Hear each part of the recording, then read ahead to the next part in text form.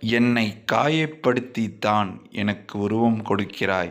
உன்னை காயப்படுத்தாமல் எப்படி மனிதனாக்குவது? இறைவன் சொல்கிறாரு, சிலை செதுக்கிற சிற்பிக்கிட்ட சொல்கிறாரு, நீ உளிய வச்சு என்னை காயப்படுத்தி தானே என்னை சிலையாக வடிக்கிற.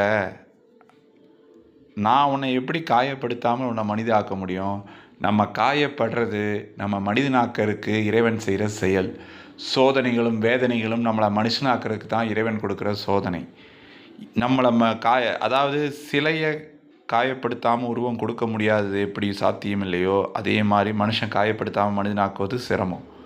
அதனால தான் இறைவன் மனிதனை காயப்படுத்தாமல் மனிதனாக்குவதுங்கிறது சிரமமான விஷயம். இதை புரிஞ்சுக்கிட்டு நடக்கிற எல்லா விஷயத்தையும் சந்தோஷமாக ஏற்றுக்கிட்டு வாழ பழகுங்க.